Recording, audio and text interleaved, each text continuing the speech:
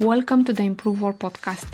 I'm your host, Daniela Tancău, an HR consultant helping entrepreneurs and team leaders build motivated, high-performing teams. Here we talk about leadership, employee motivation, and other topics that enhance your ability to lead, whether you are an entrepreneur with a team, a business owner planning to build one, or a leader in a company. You'll gain practical advice and insights from me and my guests, experts in the field and entrepreneurs who share their leadership experiences. If you are new here, be sure to subscribe to stay updated on every episode. Let's dive into today's topic. Hi, welcome back to the Improve Work podcast. As you probably know, my solo episodes are based on my blog posts. I started blogging first, then I wanted to have audio versions of my posts, and this is how I started my podcast. And in this episode, I go back to one of my blog posts from 2022 that I recently updated, which I didn't record for my podcast, but which I consider is useful anytime, and not only at work, but everywhere else in our lives. And I'm talking about listening skills, about how to listen effectively. Listening is part of the communication process, and therefore, effective communication requires effective listening, right? Without listening, we cannot receive and understand what the other people are saying to us. Listening is also a process facilitated by our sense of hearing. So, hearing is not the same as listening. Hearing is natural, while listening is a skill that we can develop and improve. For example, we may hear someone talking with us, but if we are distracted by our own thoughts or by something happening around us at that moment, we'll miss parts or all of what the other person is saying. Effective listening refers to the accuracy with which we are able to understand the messages of the speaker. For example, two people may listen to the same person and understand differently the same message. How well we succeed in understanding what other people are saying is a critical aspect at work and in other contexts as well. So, for example, if an employee doesn't correctly understand what his or her leader is asking, they cannot accomplish that request.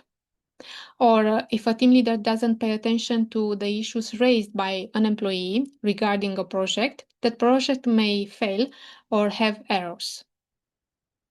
So, how can we improve our listening skills? Let's see some ways. First, by giving our full attention to the person who is speaking and eliminating distractions around us or within ourselves. So, for example, if we are in a work meeting, we can take measures to ensure we are not distracted by external factors. We can turn off phone notifications, close laptop windows that are not needed for the meeting to avoid receiving email notifications, close the door of the meeting room so we are not disturbed by other colleagues, and other measures like this. Also, being able to detach ourselves from other issues or concerns unrelated to the meeting will help us focus on what is being discussed. We can improve our listening skills by paying attention not only to verbal messages, but also to non-verbal messages like body postures, gestures, and to paraverbal messages like observing the tone of voice, volume, speed. Also, we can improve by observing the congruency between these three types of messages. For example, a team member may verbally say that he understood what his colleagues told him, but facial expressions that suggest confusion may indicate that he didn't fully understand. Also, if his tone is low and denotes he is still processing the meaning of what was said, it may indicate the same thing, that he didn't fully understand, or that he has questions or concerns about what was communicated to him. We need to pay attention to our own nonverbal and paraverbal messages as well. We need to adopt body postures that are oriented toward the person who is speaking to us to encourage them to continue speaking. And send nonverbal confirmations that they are listened to and understood, such as head nodding. Then pay attention to maintaining enough eye contact with the person who's speaking. This also shows that our attention is on them. If the speaker sees that we are looking at our phones or laptops while they talk, or if we are turned toward another person or another direction, chances are that they will not feel listened to and may stop speaking or reduce their messages. And more than this, they may feel disrespected and undervalued because what they have to say is dismissed or seems unimportant. Verifying whether we have correctly understood the other person is another way to enhance our listening skills. The speaker may use technical language whose meaning is not accessible to everyone. We may interpret the same words differently, or the details provided by the speaker may be insufficient for us to understand what he or she is trying to say. And checking the meaning by paraphrasing or asking clarifying questions will help us gain a more accurate understanding of what the speaker wants to communicate. Then listen to understand without being critical or judgmental and without being defensive. This reduces the emotional intensity of the other person and creates a safe space where he or she can discuss issues or express different points of views. One of the reasons employees cover or hide their mistakes is the critical reactions they fear they'll receive if they speak about them. And covering a mistake can lead to bigger problems, right? Issues can be resolved more easily and quickly if those who are affected know about them as soon as possible. And mistakes also provide an opportunity to identify weaknesses in internal processes and to introduce new rules or checklists to help employees prevent making the same mistakes again. Also, people may refrain from expressing their thoughts and opinions if, when they did so in the past, they were criticized or not listened to. And on one hand, in this situation, important ideas may be missed, or the limitation of the chosen solutions may be overlooked. And on the other hand, even if their thoughts or opinions are wrong, these situations may be seen as opportunities for them to grow through the constructive feedback they receive and by having the chance to come up with better solutions later. Show empathy by trying to understand the other person's perspective and feelings. Being empathic is the capacity to put ourselves in another person's shoes to understand how he or she views and feels in different situations. It means that we can recognize the other person's feelings and we allow them express those feelings without judging them. So, for example, in a workplace conflict, acknowledging not only internally but also externally by verbalizing how the parties viewed the situation and how they felt helps them feel understood and more open to discuss it. And also helping the people involved understand how each party saw the situation and how they felt brings openness to conflict solutions that address both parties' complaints and interests. And you may say things like, I assume it was very unpleasant. I imagine that was discouraging. When you listen to show empathy, avoid offering advice or solutions to the problem if they were not asked for. Even if you are in a performance evaluation discussion, for example, and you intend to offer constructive feedback, which includes advice and guidelines, right? If the employee explains why he or she didn't succeed in achieving the expected results, first listen to understand the situation from the employee's point of view. Then demonstrate that you understood it and consider their perspectives in the feedback you offer. If you already prepared the feedback and you deliver it disregarding what the employee is saying in that moment, then The purpose of the discussion is just to deliver the feedback, which may be wrong if it doesn't consider the employee's perspective, right? And the right solutions to fix those performance issues may be found precisely by listening to the employee's explanation of the challenges and issues he or she encountered. Listen without trying to prepare the response. The person speaking needs to feel that the listener wants to help, not to win an argument, in order to trust and open up to him or her. Also, preparing a response will not help us be attentive to what is being said, right? We may miss important information or understand the message superficially.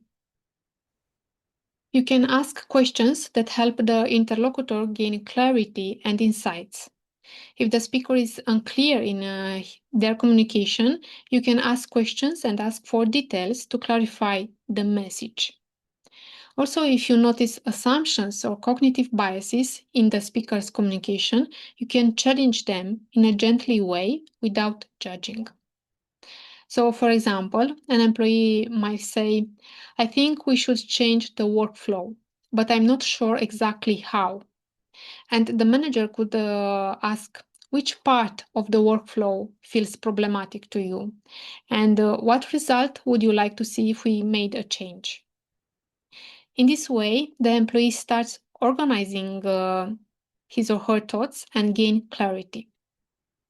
Or another example, an employee says, I don't want to share this idea because management will never approve it.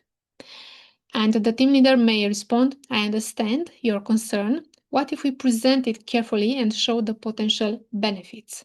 Management might be open to it. The assumption of rejection is challenged, and the employee is encouraged to share his or her idea.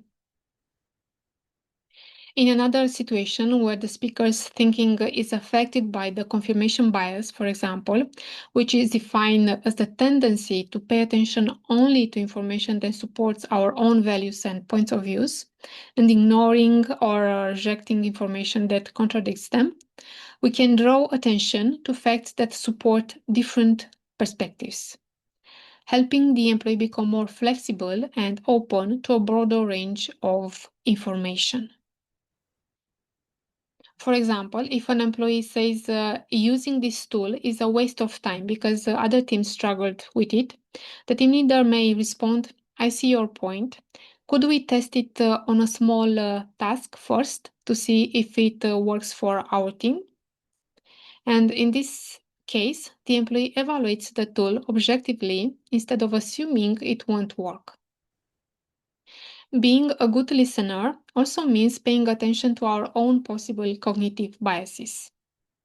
For example, biases such as the tendency to ignore or reject messages from people who we don't like, which is known as the pitchfork effect, or the tendency to accept everything from a person we like and respect, known as the halo effect.